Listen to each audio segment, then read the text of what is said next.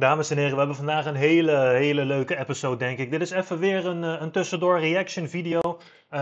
Het is namelijk zo dat Zelensky op bezoek is geweest bij Donald Trump en JD Vance. En wat ik heb gezien in de laatste 10 minuten is Zelensky met de grond gelijk gemaakt. En het is opmerkelijk, want ik heb dit ook zeg maar gezien en gedeeld in de Red Pill kanalen bij onszelf. Even checken, ik moet heel even kijken waar die channels zijn. Soms ben ik de weg even kwijt. Oh ja, ik heb het naar boven gezet. Dus we zien hier eigenlijk, dit is de video die we volledig gaan kijken. Het 50 minuten durende volledige interview. Maar waar het eigenlijk om gaat, dames en heren, is dus die laatste 10 minuten. Nou, daar gaat het niet om, maar dat is wel iets wat ik heel graag wilde kijken. Waarbij die eigenlijk ja, met de grond gelijk wordt gemaakt. En ik had wat dingen getweet, ik kom er nu even 1, 2, 3 niet op. Maar dat had ik zelf in elk geval geretweet. Ja, je ziet gewoon hoe zeg maar mensen naar dezelfde video kunnen kijken en alsnog zo'n compleet tegenovergestelde opinie kunnen vormen. Het is haast gestoord gewoon. Maar ik denk dus dat het komt dat ze zeg maar, een bepaalde narrative naar buiten willen brengen. Die dus ontstaat vanwege het gebruiken van snippets. We hebben het gezien met Andrew Tate, we zien het met de politiek, we zien het continu met de deep state die dit soort dingen om aan het zetten is. Maar ja, deze Oekraïense ambassadeur die de gezicht gewoon bedekt over hoe Zelensky continu dom aan het lullen is, ja, dat spreekt eigenlijk boekdelen. Maar goed, we gaan gewoon de volledige context zelf bekijken. Dus ik zou zeggen, laten we daar dat ook daadwerkelijk gaan doen, dames en heren. Ik heb heel even een andere nieuwsoutlet gekozen, op X namelijk. Zelfde video, je ziet het scheelt maar 3 minuten, maar dit even om ervoor te zorgen dat ik niet eraf word geknikkerd. Want ik zie vaker dat als ik bepaalde berichten repost of erop reageer, dan censort hij die video of dan gooit hij hem offline. Dus dat willen we nu even voorkomen. Well, thank you very much. It's an honor to have President Zelensky of Iets lagere Ukraine. kwaliteit, maar We've been working very hard, very close. So we've actually known each other for a long time. We've been dealing with each other for a long time and very well. We had a little negotiation spat, but that worked out great. I think for both. En wat ik er zelf van countries, begreep is dat het er ook actually, 40 minuten beyond goed aan toe both ging. countries. Maar uiteindelijk is Zelensky gewoon weggetrapt. Hij mocht niet eens eten met de president, met JD Vance. Ze hebben het eten van Zelensky gewoon gegeven aan de pressroom, de nieuwsreporters. And we have something that is a very fair deal. And we look forward to getting in and digging and working and getting some of the rare earth. But it means we're going to be inside, and it's a big commitment from the United States, and we appreciate working with you very much. And we will continue to do that. We have had. En hij heeft het hier nog over die minerals deal, maar ik heb er dus van begrepen dat dit niet door is gegaan. En nogmaals, dames en heren, ik heb het ook al gezegd in de podcast met Thierry. Er liggen daar waardevolle grondstoffen onder de grond. Waarschijnlijk wil Amerika die gaan halen. Waarschijnlijk was dat de plan all along. Maar goed, dat is even voor de naast. Ik zal ook heel even de Discord uitzetten, zodat jullie die notificaties niet hebben. En hetzelfde voor Telegram en Steam. Oké, dan nog even één dingetje, even een real recommendation, dames en heren, op de channel van niemand minder dan Capone. Ik zit er nog maar 23 minuten in, de video staat nog unlisted, maar dit is echt een absolute must-watch, dus Purest Wave op YouTube, check het en begin het te beseffen, want de eerste 23 minuten zijn al mega fire, maar dat even voor later. Oké, let's go. Some very good discussions with Russia. I spoke with President Putin, and we're going to try and bring this to a close. It's something that you want and that he wants. We have to negotiate a deal, but we've started the confines of a deal, and I think something can happen. The big thing is the number of soldiers, mostly at this point, but soldiers being killed. You're losing thousands of soldiers. So on both sides, we're losing a lot of soldiers, and we want to see it stop, and we want to see the money get put to different kinds of use, like the rebuilding. And we're going to be working very hard, but we've had a lot of very good conversations. I will say until we came along, the Biden administration didn't speak to Russia whatsoever. They didn't speak to anybody. They just allowed this to continue. And I will say that, I'll say in front of you, you've heard me say it 1,000 times, if I were president, this war would have never happened. We would have had a deal negotiated for you without having to go through what you've gone through. But your soldiers have been unbelievably brave. We've given them great equipment, but somebody has to use the equipment. They've been unbelievably brave. and we give them great credit. This was supposed to be over very quickly, and here we are 3 years later. So I give tremendous credit to your generals and your soldiers and yourself in the sense that it's been very hard fighting, very tough fighting. They're great fighters, and you have to be very proud of them from that standpoint. But now we want to get it over with. It's enough, right? We want to get it over with. Ja, lekker gedaan, maar kappen nu, pik. So it's an honor to have you here. Thank you very much for coming. We're going to sign the agreement at the conference in the East Room in a little while, right after lunch. And we'll be having lunch together. We're also discussing some other things.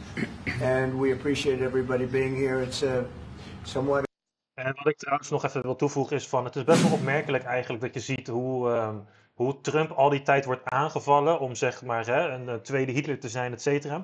En dan puntje bepaaltje staat hij nu heel erg aan te sturen op vredesonderhandelingen.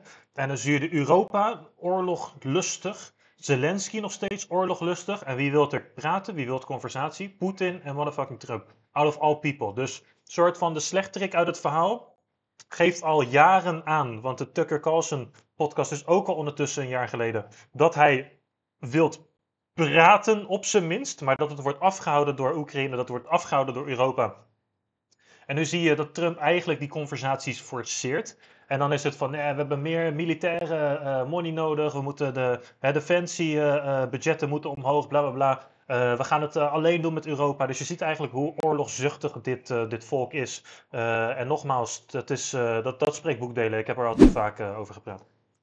Of an exciting moment, but the really exciting moment is when they stop the shooting and we end up with a deal. And I think we're fairly close to getting that, and an honor to have you. And please, I'd like to say something. No, thank you so much, Mr. President.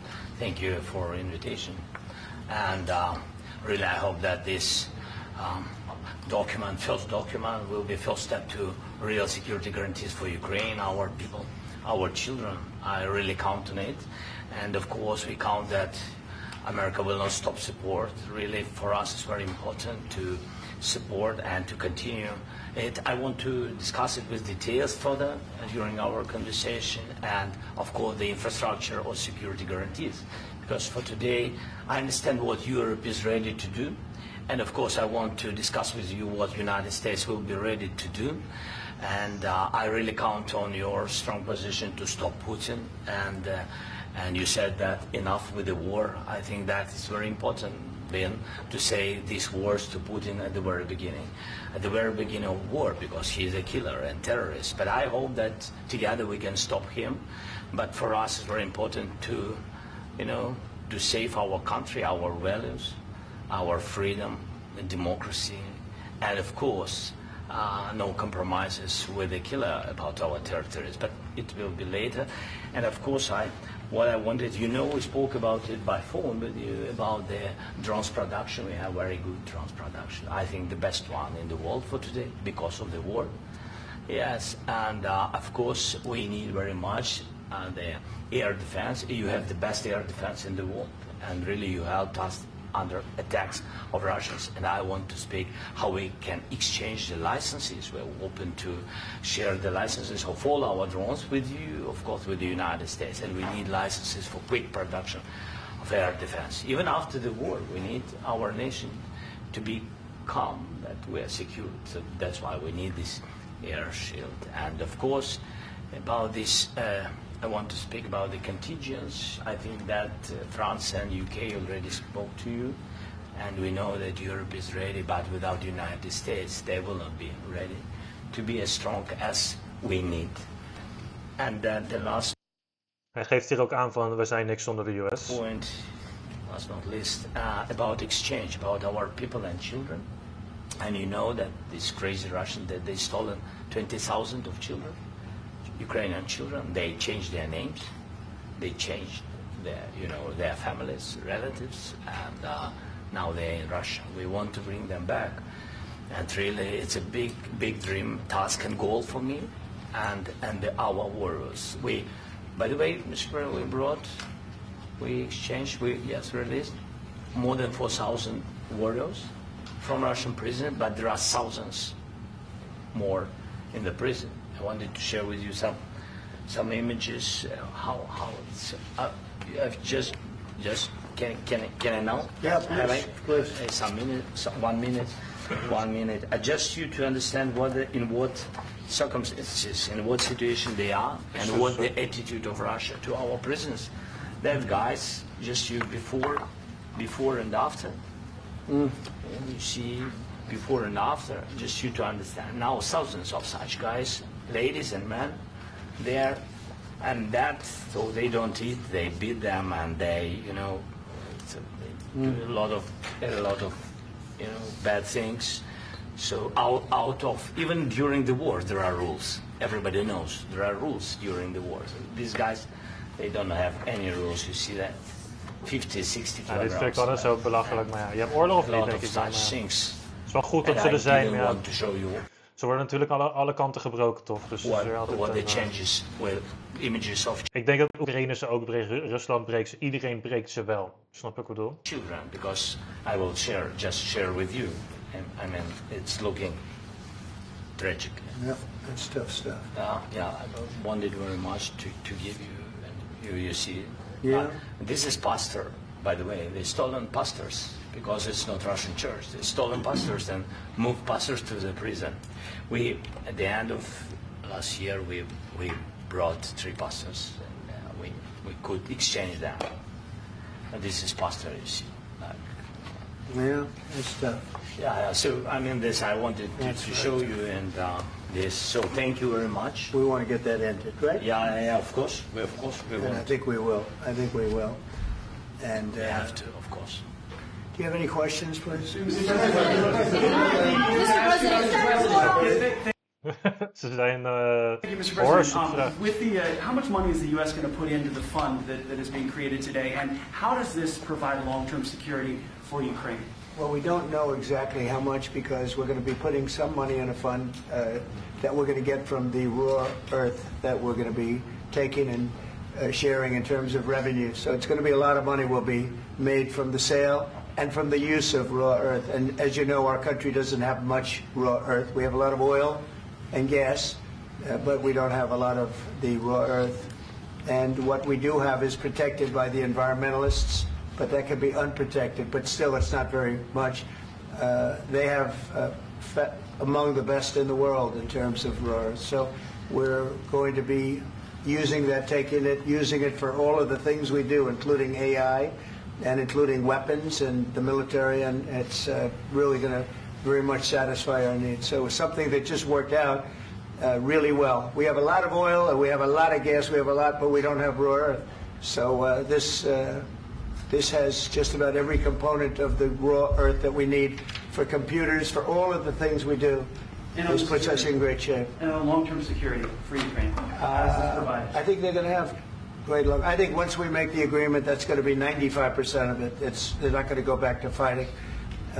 I've spoken with President Putin, and I feel very strong. I've known him for a long time, and I feel very strongly that they're very serious about it, and we'll make a deal. And when the deal is made, I don't think we talk about security. Everyone's talking about the other day. All they talked about was security. I said, let me make the deal first.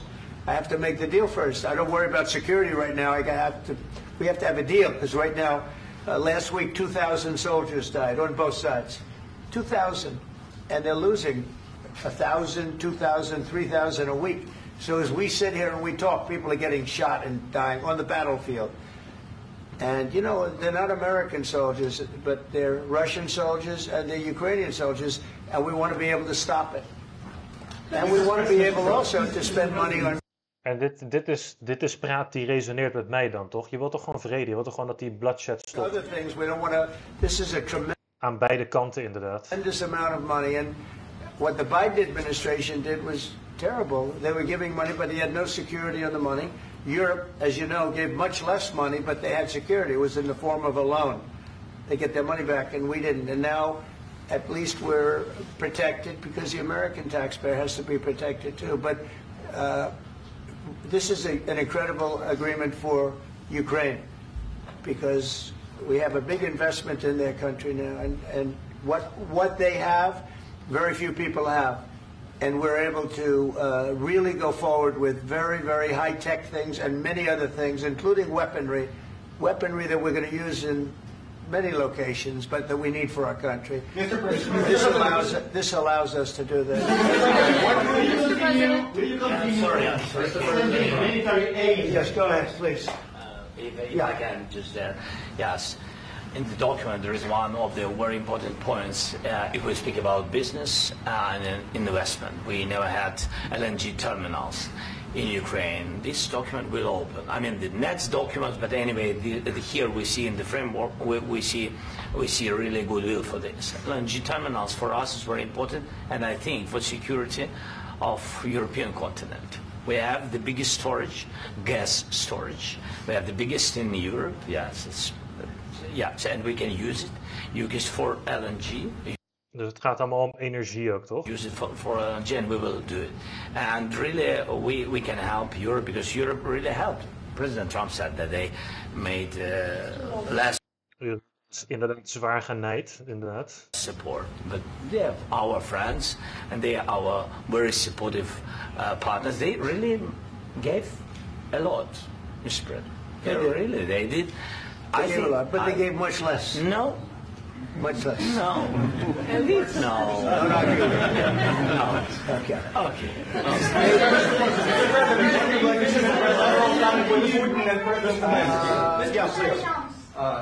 Mr. President Trump, you have repeatedly called the deal with Ukraine as a historical one.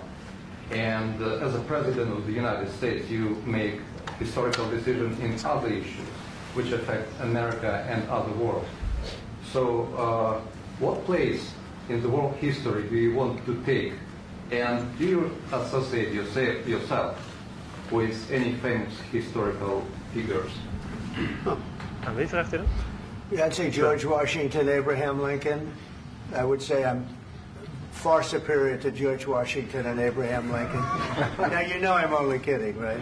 Because when I say that, the fake news is going to go wild. They're going to say he considers himself to be better than Washington. But you never know. You never know. I don't compare myself to anybody. I'm here to do a job. We've had a great 35 days or whatever it might be, a month, a little more than a month. We've accomplished tremendous amounts. Not only this would be a very great achievement if we could get the war stopped and get them back to normalization. I think that's going to happen. We've had very good talks on both sides, as you know. But I think we've done a very good job, just generally. If you look at all of the things we've done in 30 days, they're saying there's never been a opening for a president. The first month, there's never been a first month like we've had. And this is one of the very important things. This, to me, is one of the most important things because we have tremendous death taking place as we speak, and I don't want to have that. You know, think of the parents, whether they're in Russia or Ukraine, think of the parents of all these people being killed needlessly. They came to our territory. Should have never started. This would have, if I were president, this would have never started. Mr. President, will you continue sending military aid to Ukraine after the U.S. signs this agreement with Ukraine? Yeah, we're going to be continuing. President Zelensky, do you feel like the U.S. is on your side? That the President Trump is on your side at this moment? What do you think? He wants to know, do you think that, sort of a stupid question. I guess we wouldn't be here if I wasn't. I think that the United States on our side from the very beginning of occupation, and I think that President Trump on our side, and of course, I'm sure that the United States President will not stop support. This is crucial for us. It's important for us. Yes. And Putin, the president, speaks about the people and the soldiers which are dying, but they came to our territory, they came to our land. They began this war and they have to stop. Maar we hebben daar een andere video aan besteed. Misschien laat ik die toch wel even tussendoor zien, maar aan de andere kant, no on the facts. Het is dus zo dat er bepaalde afspraken zijn gemaakt waarbij NATO eigenlijk niet meer naar het oosten mocht trekken. En dat is eigenlijk continu volop gebeurd. En dat gebeurt al jaren. Dit gebeurt al sinds 1999 of iets in die trant. Dus ondertussen is het ergens ook wel logisch dat er een inval is geweest. Maar goed, laten we daar niet te diep over in. I think this is the question with really the most important question. Can President Trump, I hope yes, with some other allies to stop Putin, withdraw these enemies, our enemy, withdraw these troops from our land? And I think that you asked about the history, I think that if President or when he will stop Putin, if President Trump will bring peace to our country, I think he will be on this wall. We've had very, very good talks. Military aid to Ukraine. President Zelensky just said that there will be no compromises with Vladimir Putin. I just wanted to ask both of you. Firstly, are there compromises that you think that President Zelensky is going to have to make? And President Zelensky, is there anything that you might be thinking that you may be able to offer or bring to the table, for example, elections? Thank you. For example, elections, ja, dat is het ook. En Zelensky heeft dus letterlijk de verkiezingen gecanceld. Dus deze man zit eigenlijk een jaar nadat hij hoort te zitten nog steeds daar oorlog te voeren. Terwijl het volk misschien ondertussen al lang iets anders wil. Ik denk dat niemand heeft ingestemd met een oorlog überhaupt. Maar goed. We gaan always make compromises. You can't do any deals without compromises. So certainly he's going to have to make some compromises, but hopefully they won't be as big as some people think you're going to have to make. That's all. That's all we can do. I'm here as an arbitrator, as a mediator to a certain extent between two parties that have been very hostile. To put it mildly, they've been very hostile. There's been a vicious war. There's been a vicious war. You know, it's a very level battlefield, and those bullets go out, and as I've said many times, we were talking about it with Pete, many times the only thing stopping those bullets is a human body. And in the case we're talking about, generally young human bodies are stopping a lot of bullets. It's dead level. That's why it's great farmland. It's great land. It's great farmland, but there's very little protection against the bullets that are being, and other things that are being shot. So all I can do is see if I can get everybody at the table and get an agreement. I think we're going to end up with an agreement. Otherwise, I wouldn't probably be even here today. Mr. President, I've got two questions for you. You think ultimately your legacy will be the peacemaker and not the president that led this country into another war and ended foreign wars? And I've got a question. I hope it will. I mean, I hope I'm going to be remembered as a Als Harris had gewonnen, hadden we World War III. Reken er maar op. Peacemaker. This would be a great thing if we could do this. I'm doing this to save lives more than anything else. Second is to save a lot of money, but I consider that to be far less important. So I hope I'm going to thank you, Brian, for that question. It was a nice question. I hope I'll be known and recognized as a peacemaker. This would be Ik vind het valt dat hij altijd laat weten wat hij van de vraag wil. Ja, stupid question. Thanks for a great thing to solve. This is a very dangerous situation. You know, this could lead to a third world war. This was headed in the wrong direction. Facts. If this election were lost, if we didn't win this election, and by the way, we won it by a lot. That was a mandate. We won every swing state. We won the popular vote by millions and millions of votes. House, we won everything. Senate. The districts. You look at the areas of red. Take a look at a map. This was a big mandate, and this was one of the things I said, we're going to get this thing settled. If we didn't win, I think this could have very well ended up in a third world war, and that would not would not have been a good situation. What was your second? My second question for President Zelensky now: why don't you wear a suit? You're at the highest. Why don't you wear a suit? You're at the highest level in this country's office, and you refuse to wear a suit.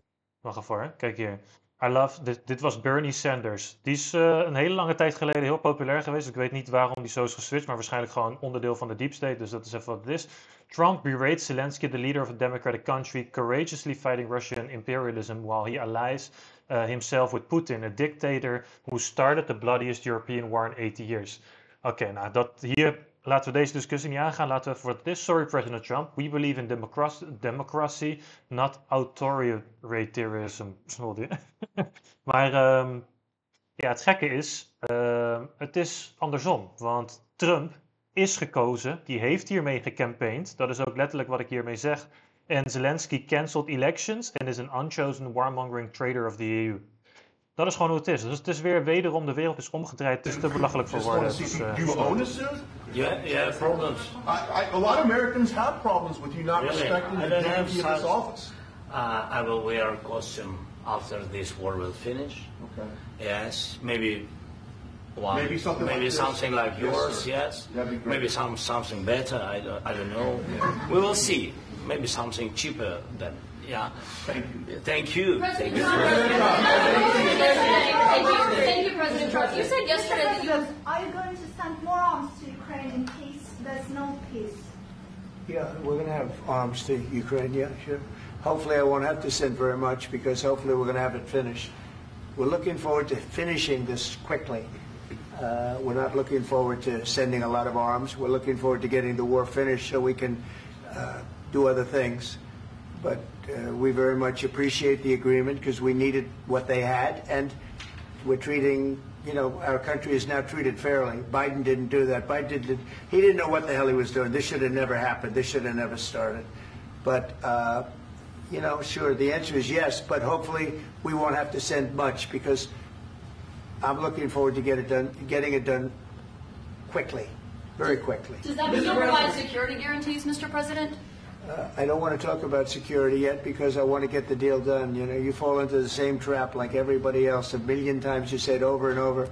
I want to get the deal done. Security is so easy. That's about 2% of the problem.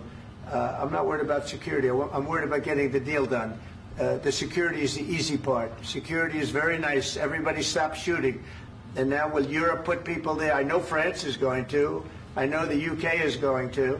I know other countries are going to, and they happen to be right next door.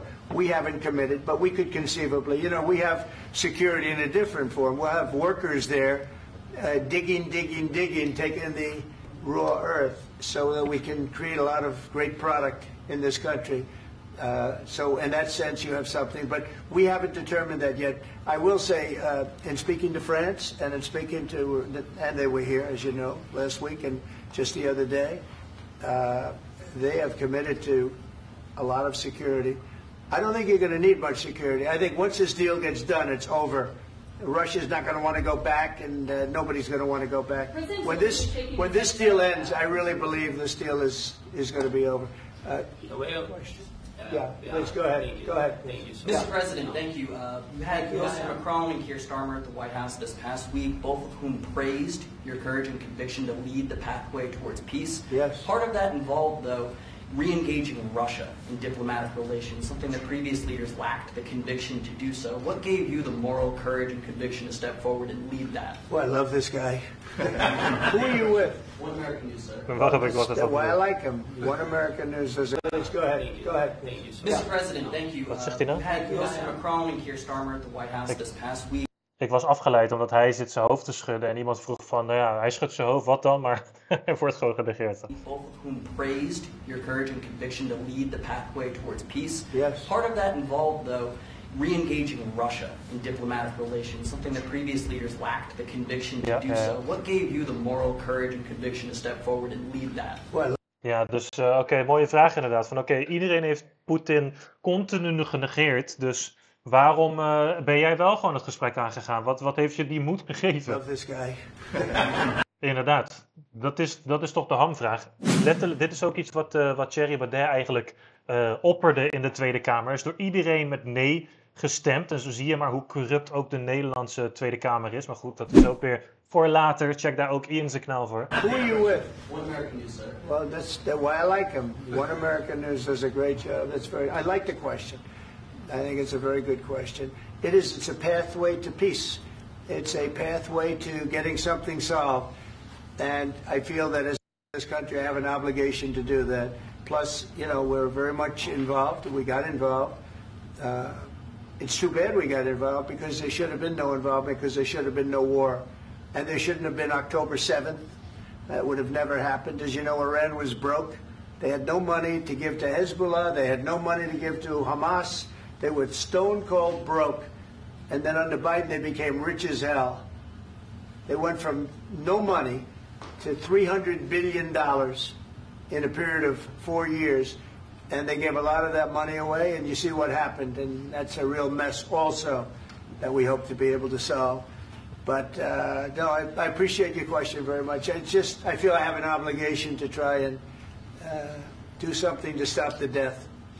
If I can answer. Yes, if I can answer. Sorry. Please.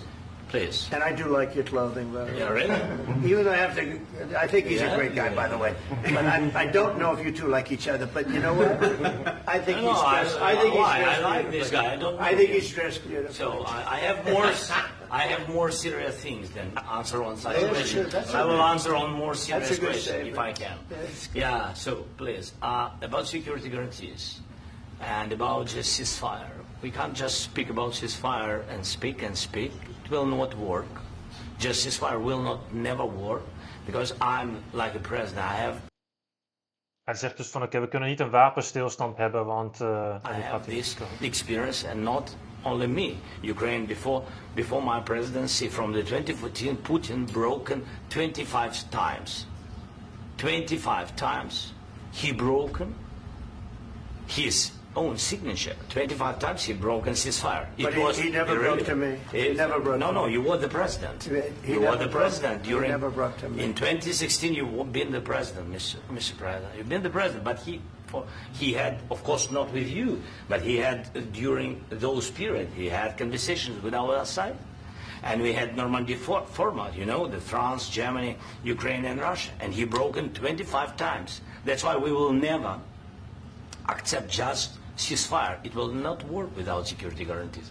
Security guarantees, maybe President is right about this document and other, but this document is not enough. Strong army is enough because his soldiers afraid, Putin's soldiers afraid of our soldiers when we're strong enough. If we are not strong enough, if we are empty, if our storage is empty, we can't defend our land. Today, you know, he knows that we have, all the world knows that we have meeting, yes? Why he's using ballistic? Putin today using ballistic on our hospitals, schools, and etc. Ballistic. So he knows that we are here and that President Trump is really have goodwill to stop this war. And you hear now the president. So why he's using? So he doesn't want to stop. He doesn't want. But I hope that we will do it. Really, we'll do it. Security, when we speak about security guarantees, when the Europeans are ready for contingents, they need USA backstop.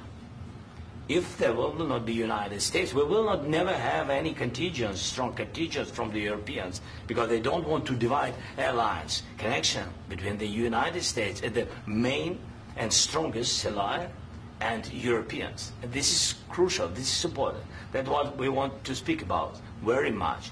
This is very important. And air defense. So air defense, really, we have big deficit with all these systems, and we need to provide this. We need it very much. Otherwise, Putin will never stop, and will go further and further. He doesn't want. He hates us, you know. It's not about me. He hates Ukrainians. He thinks that we are not a nation. He thinks, and he shared these thoughts, I think maybe with your team also, I don't know. But with all the Europeans, in media, officially and not, he always said that there is no such country, such nation, such language, and such life like Ukrainian. No, he really doesn't respect all the Ukrainians, and he wants to destroy us. And you are right, Mr. President, that's 2%.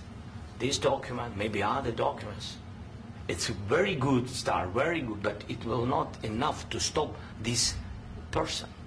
Should Russia pay to rebuild Ukraine? Mr. President, after They have to pay this question. This is the rule. This is the rule of the war. This is the rule of the war. During all the centuries, all the history, this is the rule of the war. Who began, those pay. This is the rule. Putin began this war. He has to pay all money for innovation. He has to pay. Of course, some Russian. Dit gaat dus nooit goed komen. Dit is altijd ze wijzen naar elkaar. Dat doen beide partijen natuurlijk, maar goed. Message what we have in Europe about 300 billion. We can use them. We can use for innovation and buy military support from the United States also. We can do it, but it's not enough. It's not enough. Do you envision a trilateral summit with Putin and President Zelensky? Wait 1 second.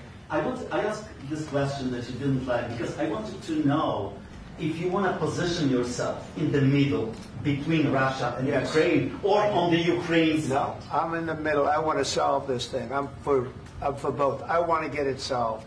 And it's wonderful to speak badly about somebody else, but I want to get it solved. If we can solve it, great. If we can't solve it, they're going to have to fight it out, and who knows what's going to happen. But I want to see it get solved. May I follow up? One more question about U.S. troops in Europe. After Russian invasion of Ukraine, your predecessor sent additional troops to Eastern Europe, including Poland, my country. Yeah. Are you committed to keeping these troops on the eastern flank of NATO in the future?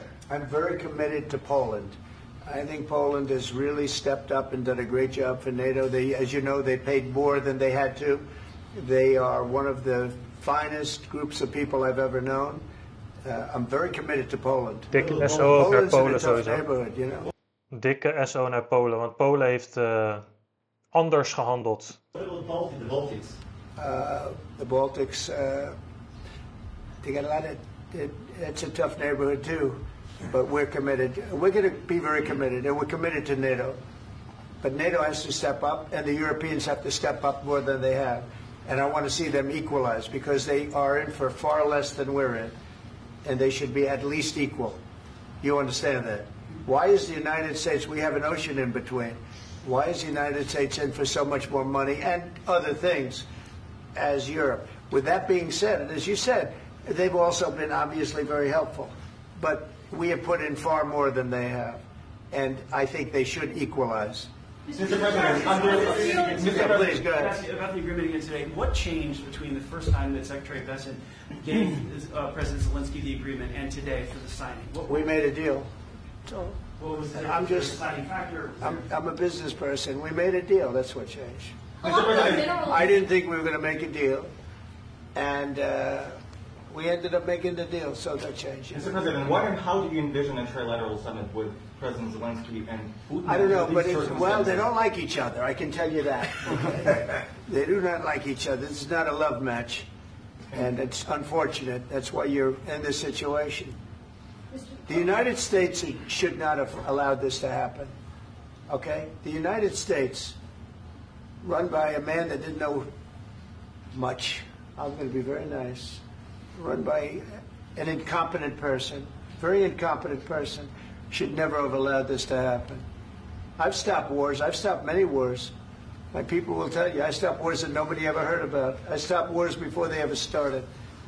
You can look at some of, I could give you a lot of nations that would tell you right now they were probably going to war. I could tell you right now there's a nation thinking about going to war on something that nobody in this room has ever even heard about.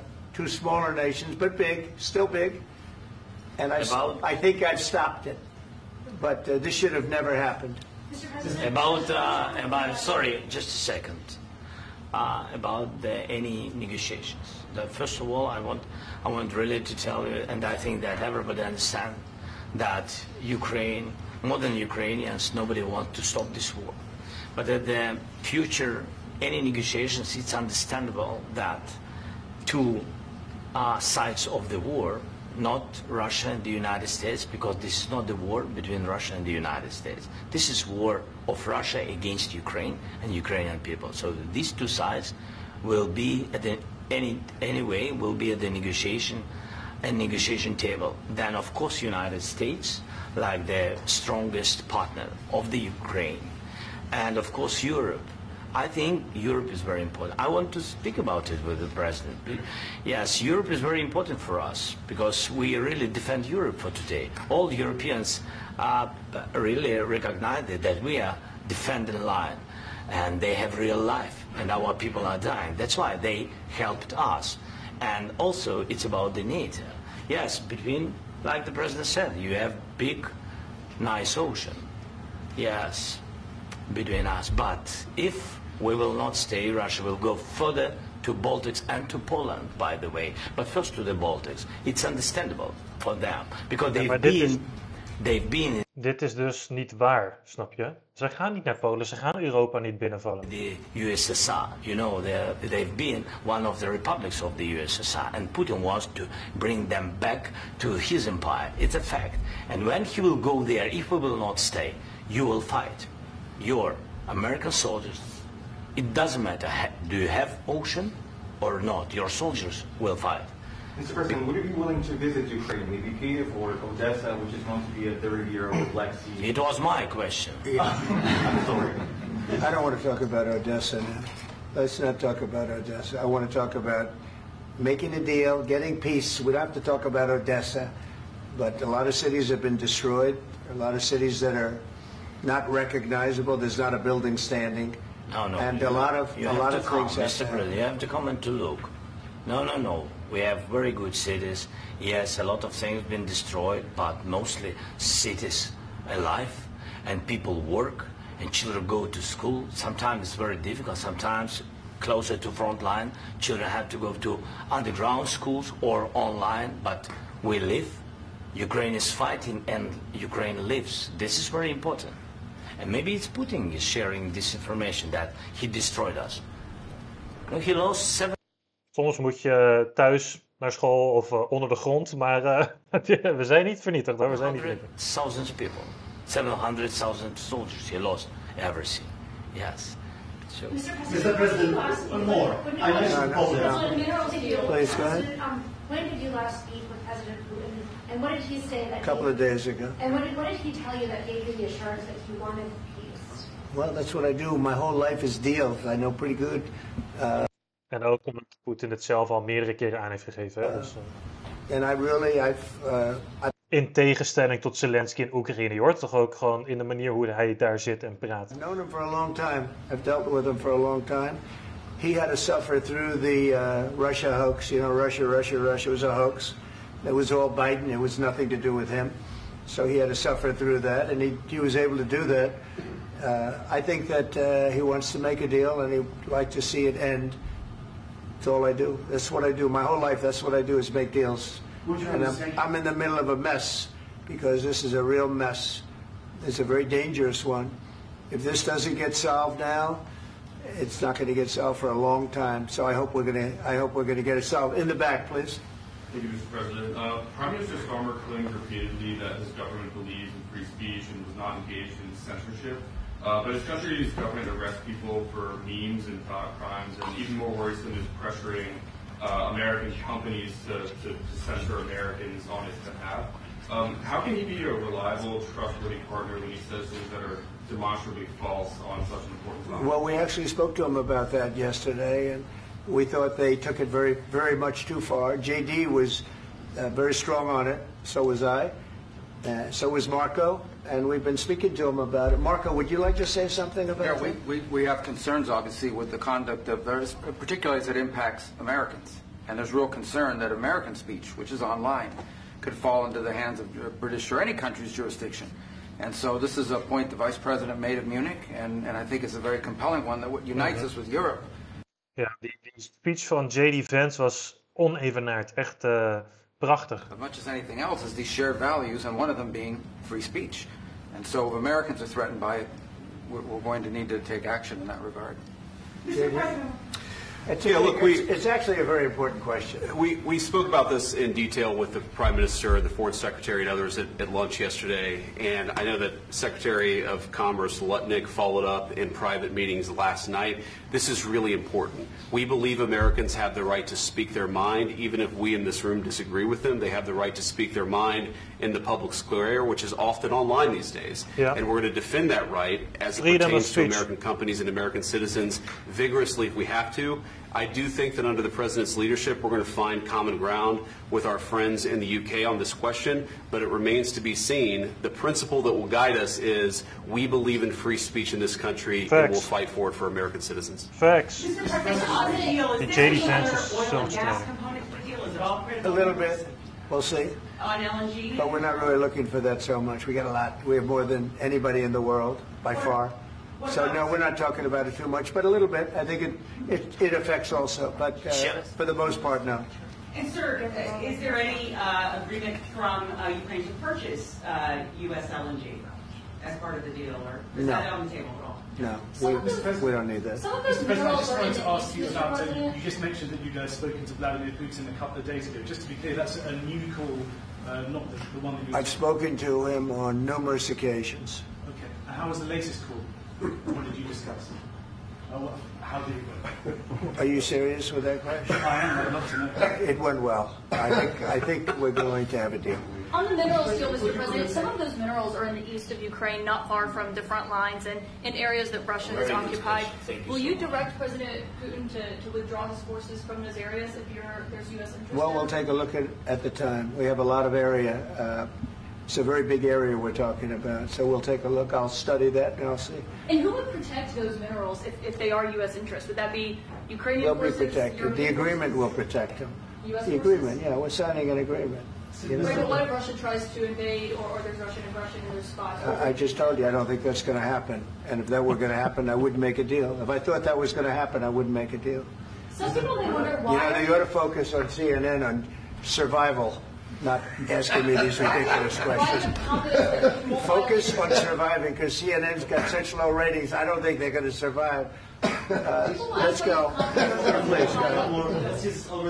I already mentioned Poland. Poland was under Russian control for decades after the Second World War. When I was a kid, I looked at the United States not only as a most powerful country, richest country in the world, the country that has great music, great movies, great muscle cars, but also as a force for good. And now I'm talking with my friends in Poland, and they are worried that you align yourself too much with Putin. What's your message for them? Dus dit is een mooie vraag, vind ik ook. Van oké, nou vroeger als ik naar Amerika keek en dacht, dan zag ik een krachtig Amerika, een sterk Amerika, mooie films, bla bla bla. Maar nu, met mijn vrienden in Polen, zijn we bang dat je te veel alignt met Rusland. Ik ben benieuwd hoe die deze vraag handelt.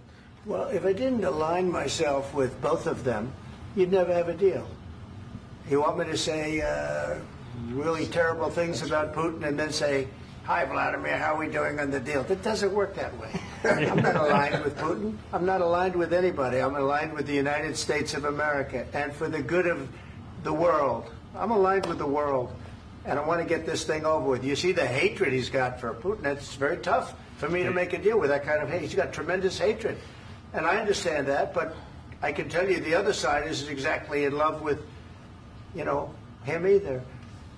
So it's not a question of alignment. I'm aligned with the world. I want to get the thing set. I'm aligned with Europe. Thanks. I want to see if we can get this thing done. You want me to be tough? I could be tougher than any human being you've ever seen. I'd be so tough. But you're never going to get a deal that way, so that's the way it goes. All right, one more question. Hey, I will respond to this. So look, for 4 years in the United States of America, we had a president who stood up at press conferences and talked tough about Vladimir Putin, and then Putin invaded Ukraine and destroyed a significant chunk of the country. The path to peace and the path to prosperity is maybe engaging in diplomacy. We tried the pathway of Joe Biden of thumping our chest and pretending that the President of the United States' words mattered more than the President of the United States' actions. What makes America a good country is America engaging in diplomacy. That's what President Trump is doing. Can I ask you? JD Vance, ik kon hem eigenlijk niet, maar ik ben best wel... ik sta achter die guy, man. Sure. Scherp in zijn bewoording, scherp in zijn vragen, scherp in zijn alles, man. Dat is een sterke guy, man. Oké.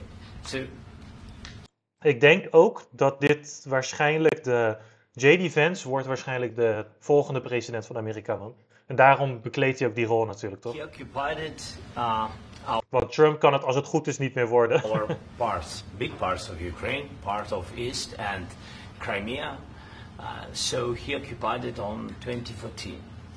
So during a lot of years, so I'm not speaking about just Biden, but those time was Obama, then President Obama, then President Trump, then President Biden, now President Trump, and God bless, now President Trump will stop him. But during 2014, nobody stopped him. He just occupied and took. He killed people. You know what the contact 2015. 2014 and 2014. 2014. Yeah. So I was not here. Yeah, but that's exactly right. Yes, but during 2014 till 2022, the situation the same. The people are been dying on the contact line. Nobody stopped him. You know that we had conversations with him, a lot of conversations, my bilateral conversation, and we signed with him, me, like a new president. In 2019, I signed with him the deal. I signed with him, Macron and Merkel, we signed ceasefire. Ceasefire. All of them told me that he will never go. We signed with him with gas contract. Gas contract. Yes, but after that, he broken this ceasefire. He killed our people and he didn't exchange prisoners. We signed the exchange of prisoners, but he didn't do it. What kind of diplomacy, JD, you are speaking about? What do you mean? I'm talking about the kind of diplomacy that's going to end the destruction of your country. Yes, but if you Mr. President, with respect, I think it's disrespectful for you to come into the Oval Office and try to litigate this in front of the American media. Right now, you guys are going around and forcing conscripts to the front lines because you have manpower problems. You should be thanking the President for trying to bring an end to this conflict. Have you ever been to Ukraine that you say what problems we have? I have been to. I've actually watched and seen the stories, and I know what happens is you bring them on a propaganda tour, Mr. President. Do you disagree that you've had problems bringing people into your military? And do you think that it's respectful to come to the Oval Office of the United States of America and attack the administration that is trying to prevent the destruction of your country? A lot of questions. Let's start from the beginning. Sure. First of all, during the war, everybody has problems. Even you, but you have nice ocean and don't feel now, but you will feel it in the future. God bless. You don't know that. God bless. You God bless. You will not have a war. Don't tell us what we're going to feel. We're trying to solve a problem. Don't tell us what we're going to feel. I'm not telling you. Because you're in no position to dictate that. That's exactly what you're doing. You're in no position to dictate what we're going to feel. We're going to feel very good. You will feel influence. We're going to feel very good and very strong. You will feel influence. You're right now not in a very good position. You've allowed yourself to be in a very bad position, and he happens to be right about it. From the very beginning of the war. You're not in a good position. You don't have the cards right now. With us, you start having cards. Right now, you don't. You're playing cards. You're playing cards. You're gambling with the lives of millions of people. You're gambling with World War III. You're gambling with World War III. And what you're doing is very disrespectful to the country, this country. That's back to you. Far more than a lot of people said they should have. Have you said thank you once? This entire meeting? No, in this entire meeting, you said thank you. You went to Pennsylvania and campaigned for the opposition in October. Offer some words of appreciation for the United States of America and the president who's trying to save your country. Please, you think that if you will speak very loudly about the war, you can... He's not speaking loudly. He's not speaking loudly. Your country's in big trouble. Can I Wait a minute. No. You've done a lot of talking. Your country is in big trouble. I know. You're not winning. You're not winning this.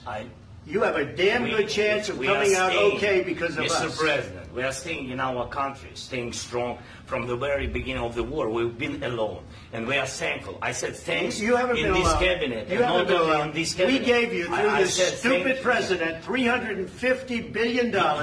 We gave you military equipment, and you men are brave, but they had to use our military. If you didn't have our military equipment, if you didn't have our military equipment, this war would have been over in 2 weeks. In 3 days. I heard it from Putin. In 3 days. This is something maybe less. In 2 weeks. Of course, yes. It's going to be a very hard thing to do business like this. I tell you. Just say thank you. I said a lot of times to American people. Except that there are disagreements, and let's go litigate those disagreements rather than trying to fight it out in the American media when you're wrong. We know that you're wrong. But you see, I think it's good for the American people to see what's going on. I understand, sir. I think it's very important. That's why I kept this going so long. You have to be thankful. You don't have the cards. You're buried there. Your people are dying. You're running low on soldiers. Listen, you're running low on soldiers. It would be a damn good thing. And then you tell us, I don't want a ceasefire. I don't want a ceasefire. I want to go, and I want this. Look. If you could get a ceasefire right now, I tell you, you take it so the bullets stop flying and your men stop getting killed. Of course, we want to stop the war. But you're saying you don't want a ceasefire. But I said to you, I want a ceasefire. with guarantees. Because you'll get a ceasefire faster than an agreement. Ask our people about ceasefire, what they think. That wasn't with me. That wasn't with me. That was with a guy named Biden who was not a smart person. That was with Obama. It was your president. Excuse me. That was with Obama, who gave you sheets, and I gave you javelins. Yes. I gave you the javelins to take out all those tanks. Obama gave you sheets. In fact, the statement is Obama gave sheets and Trump gave javelins. You got to be more thankful, because let me tell you, you don't have the cards. With us, you have the cards. But without us, you don't have any cards. One more question to Mr. Vice President. Dit stukje ging natuurlijk helemaal viraal op Twitter. Ik moet ook eerlijk zeggen dat je misschien genoeg had gehad aan de snippets die voorbij kwamen. Want het is best wel een redelijk saai gesprek. Niet echt nieuwe informatie naar boven gekomen. Maar dit laat wel zien ja, wat de situatie nu is, toch? Dus, en wat ook vervelend is aan Zelensky is dat het dus zeg maar steeds van... nee, ik wil geen ceasefire. Ja, ik wil wel een ceasefire. Dan soort van, weet je wel, in de discussie. Maar eind van de dag, je geeft net aan dat je het niet wilt. Maar tegelijkertijd sta je om meer geld te vragen van de Verenigde Staten, maar ook van de EU. En wat Trump terecht zegt is van, joh, zonder onze money, zonder onze backup, ga je het niet redden. Dus hoe durf je überhaupt zo te praten en zo te denken? Je zou het gewoon moeten doen. En inderdaad, ja, ik snap dat er wordt gepraat over, ja, geef dan backups en garanties. Maar de realiteit is gewoon, het is al die tijd om die grondstoffen gegaan. De Deep State heeft deze aanval aangezet om dus inderdaad die grondstoffen te krijgen. Het is al die tijd om grondstoffen te gaan. Net zoals dat het om olie ging in Irak en dergelijke, in plaats van dat het om, hoe heet het? Om weapons of mass destruction ging. Het gaat altijd om wat er op de grond ligt. Het gaat altijd om de money. Dus ik wil niet doen alsof dat er geen belang bij zat bij de Verenigde Staten. En inderdaad, Oekraïne is de oorlog aan het verliezen. En dit is ook de reden dat het nu wordt gestopt. Want als ze het hadden gewonnen, dan waren ze er ook klaar mee geweest. Dat is hoe de Deep State werkt. Ik vraag me wel af hoe dit nu verder gaat verlopen. Maar dit laat wel zien hoe de situatie nu is. Maar wat wel interessant is dat Zelensky dus gewoon hierna weg is gekikt als het ware. Ze hebben de gesprekken niet verder doorgezet. En hij wordt weer uitgenodigd op het moment dat hij dus wel over vrede wil praten. Dus die Rare Earth Mineral Deal, die is nu dus ook nog niet getekend. Dat is de laatste stand van zaken. Because the attitudes have to change. What if Russia breaks ceasefire? What if Russia breaks... Kijk, en iedereen blijft erover doorgaan. Maar wat als Rusland dan alsnog die inval doet? What are you saying? She's asking, what if Russia breaks the ceasefire? What if anything? What if a bomb drops on your head right now? Okay? What if they broke it? I don't know. They broke it with Biden because Biden, they didn't respect him. They didn't respect Obama. They respect me. Let me tell you, Putin went through a hell of a lot with me. He went through a phony witch hunt where they used him and Russia. Russia.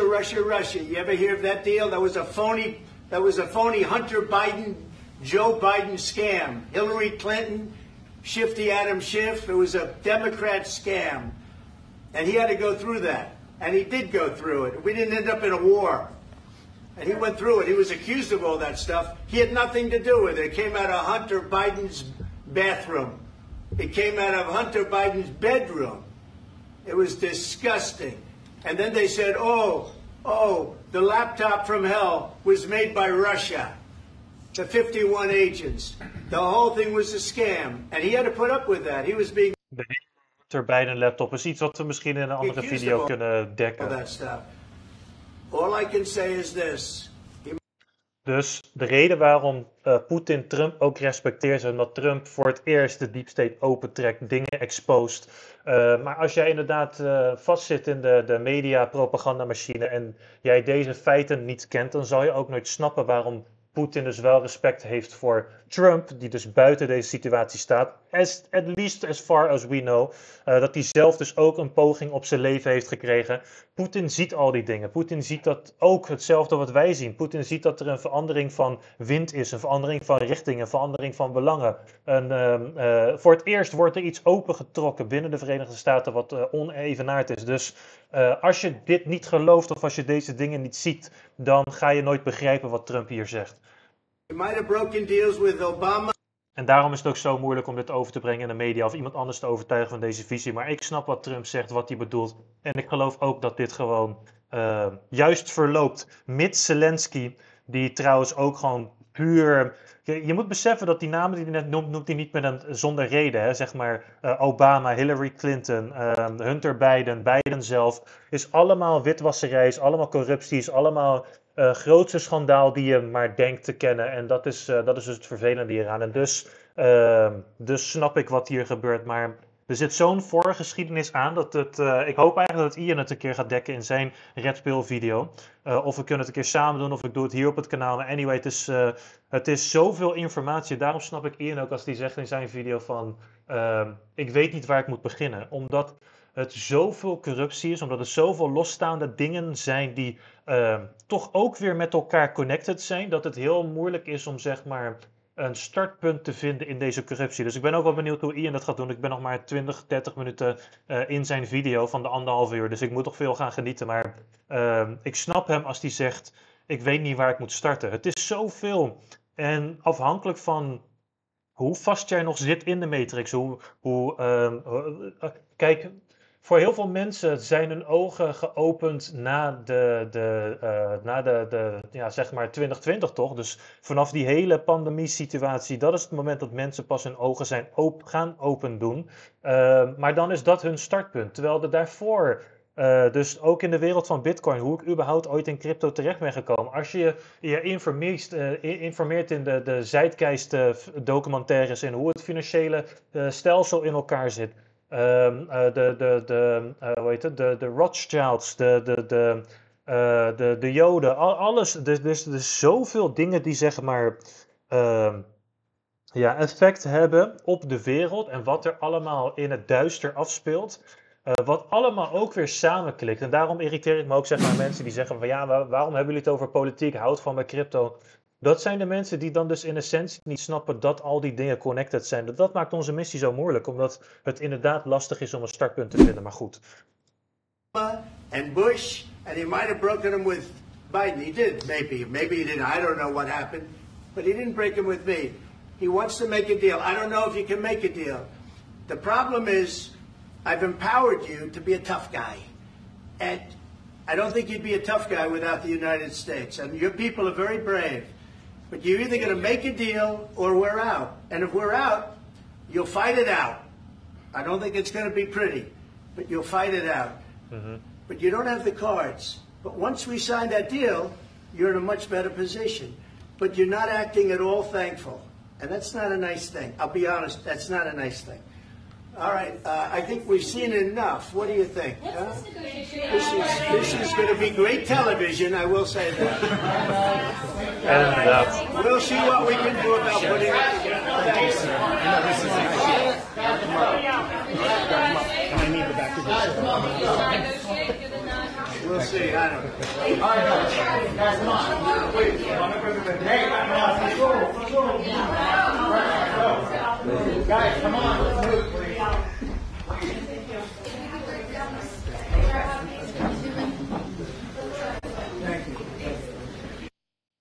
Ja, interessant dames en heren. Nogmaals, ik ga nu de video verder kijken van Capone. Er zitten 23 minuten in, inderdaad. Dikke SO naar hem ook sowieso. En heel veel succes voor de mensen thuis, man. Ik ben benieuwd hoe dit een staartje krijgt. Ik zag al de Nederlandse politiek gelijk op hun teentjes getrapt natuurlijk. Totaal geen recht van spreken. Maar hier nog even wat aanvullende informatie. Has kicked Zelensky out of the White House. Ze zijn dus weggekikt en de perspool kreeg dus inderdaad hun lunch voorgeschoteld. Nou, je ziet hem de auto in gaat, is verder niet zo heel boeiend. Vond deze wel fat toe. Ook gewoon getweet door Donald J. Trump Jr., de zoon van president Trump. Even kijken, Ronaldinho die ineens over crypto gaat praten. Nou, rugpool, incoming. Maar dat is even iets anders. Dit is de Oekraïense ambassador. Die zit echt zo met de hoofd te schudden van, oh my god, we zijn zo faya.